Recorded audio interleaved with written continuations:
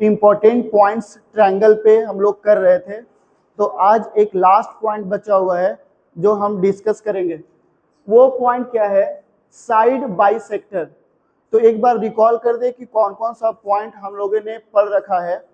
सबसे पहला पॉइंट आपका है मीडियन, दूसरा पॉइंट आपका अल्टीट्यूड, तीसरा पॉइंट आपका है एंगल बाइसेक्टर, और बच्चों फोर्थ पॉइंट है वो है आपका साइड बाइसेक्टर।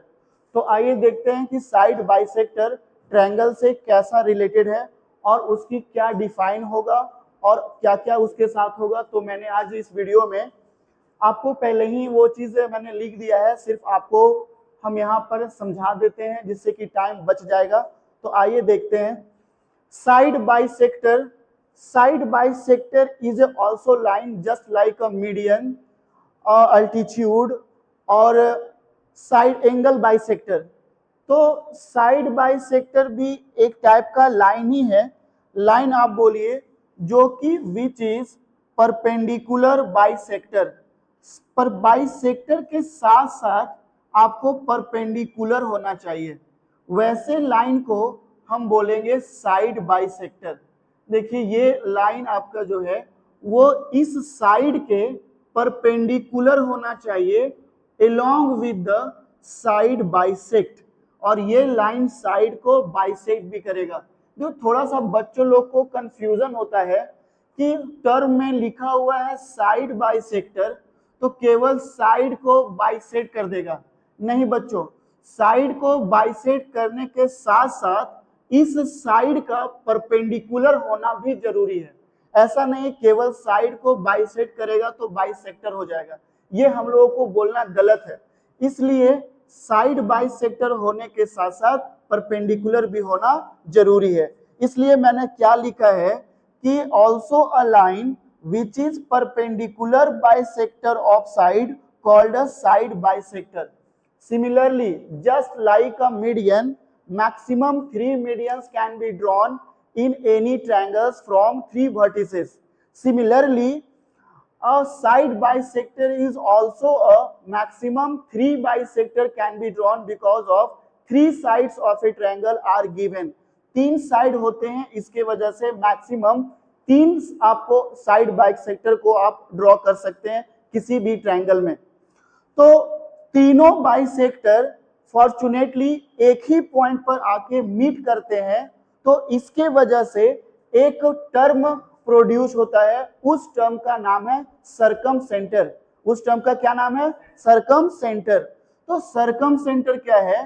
तो just like it is a point of intersection of all the three medians, all the three side bisector, 3 side bisector का जो इंटरसेक्शन है उसी इंटरसेक्शन को, उस पॉइंट को हम क्या बोलेंगे? सर्कमसेंटर। उस पॉइंट को डिनोट करते हम लोग P से करते हैं। और साइड बाइसेक्टर, इंपॉर्टेंट बात, कोई भी साइड बाइसेक्टर ऐसा जरूरी नहीं है कि वो वर्टेक्स से पास करे ही, पास कर भी सकता है और नहीं भी कर सकता है, कोई वैसा जरूरी नहीं है। तो मैंने यहाँ पर फोटो में वैसा ही दिखाया हूं कि तीनों का तीनों साइड बाइसेक्टर किसी भी वर्टेक्स से पास नहीं कर रहा है। तो ऐसा नहीं सोचना है कि तीनों वर्टेक्स जो हो, वो तीनों साइड बाइसेक्टर जो हो वो वर्टेक्स से ही पास करे। तो बच्चों ध्यान रखना है कि देखिए मैंने यहाँ पर एक और फोटो बनाया है कि एक बाइसेक्टर को मैंने वर्टेक्स से पास करवाया, बाकी 2 बचे रिमेनिंग वर्टिसेस जो है वो साइड बाइसेक्टर जो है वो वर्टिसेस से मैंने पास नहीं करवाया है।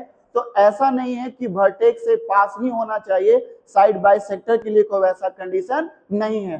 तो आपके पास जो सर्कमसेंटर है, तो आपके ट्रायंगल के तीनों वर्टेक्स से होता हुआ एक सर्कल पास करता है, उस सर्कल को हम क्या बोलते हैं? Circum circle. और इसका रेडियस क्या हो सकता है? तो आप सोचो उसका रेडियस क्या हो सकता है। तो ये सर्कल का सर्कमसेंटर है, तो बच्चों रेडियस हो सकता है इसके वर्टेक्स से तुम्हें ज्वाइन करना है, और इस लेंथ को हम बोलेंगे इस सर्कल का रेडियस है, और इस लेंथ का नाम क्या होगा? Circum radius.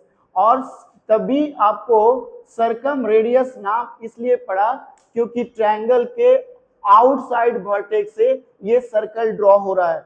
और हमने पिछले वीडियो में क्या देखा कि इन सर्कल जो बन रहा था वो इन सर्कल साइड बाइसेक्टर के इंटरसेक्शन से सेंटर प्रोड्यूस हुआ था जिसका नाम था इन सेंटर, और वो सर्कल ट्रायंगल के अंदर से सभी साइड को टच होता हुआ पास हो रहा था।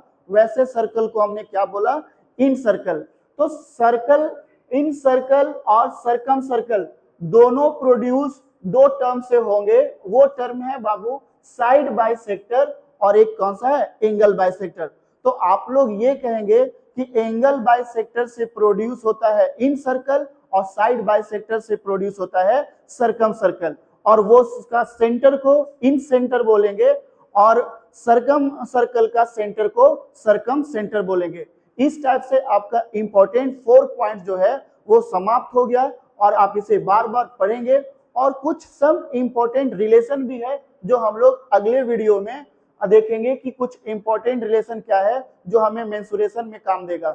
तो आप इसको देखिए और थैंक यू। तो आइए देखते हैं कुछ notable point related to medians, altitude और सरकम सेंटर और आपका है इन सर्कल, इन सेंटर, ये सब का बीच का कुछ रिलेशन डिफरेंट डिफरेंट ट्रायंगल्स में क्या रिलेशन है जो तुम्हें बहुत काम का मेंसुरेशन में यूज आएगा। तो आइए सबसे फर्स्ट पॉइंट ये है नोटेबल पॉइंट में कि आपका इक्विलैटरल ट्रायंगल में पॉइंट नंबर 1, किसी भी इक्विलैटरल ट्रायंगल में G for centroid, I for incentre और H for orthocentre, P for circumcentre. तो किसी भी इक्विलैटरल ट्रायंगल में centroid, incentre, circumcentre और ऑर्थो सेंटर, ये चारों पॉइंट एक ही पॉइंट पे लाई करता है। फर्स्ट पॉइंट क्या लिखेंगे, G, H, I and P are the points lie on the same point, lie on a same point, on same point in an on same point in equilateral triangle। किसी equilateral triangle में आपका 3-4 point जो है वो एक ही point पे lie करता है और किसी ऐसा ट्रायंगल में लाई नहीं करता है। Point number 2, point number 1, point number 2, in an right angle triangle, in a right angle triangle ortho centre lies on the vertex of right angle triangle but circumcenter lies on the midpoint of a hypotenuse। दो point यहां पर है। In right angle triangle, in right angle triangle ortho centre lies on the vertex of right angle triangle, right angle, vertex of right, vertex at right angle, vertex at right angle, but ortho center, but ortho center lies on the hypotenuse, on the hypotenuse of triangle, triangle के hypotenuse पे lie करता है। Point number 3, in a scalene triangle, in a scalene triangle, in a scalene triangle means no sides are equal to each other, all the sides are different। in a scalene triangle G, H, I and P, G for centroid, H for orthocenter, I for in center and P for circumcenter, these 4 points are lie in a same line, in a same line। it means it means they are collinear. इसके मतलब क्या है बच्चों कि ये 4 point आपस में क्या है, कॉलिनियर। कॉलिनियर पॉइंट क्या होता है कि 3 और 3 से ज्यादा पॉइंट एक लाइन में हो तो they are called collinear. Suppose here is G, H, I and P. G, H, I and P are in a same line, in a straight line. It means they are in collinear. तो ये 3-4 point है जो आपको तुम्हें ध्यान रखना है और MCQ के लिए इन सभी पॉइंट में से आपको पूछा जा सकता है 9th के एग्जाम में।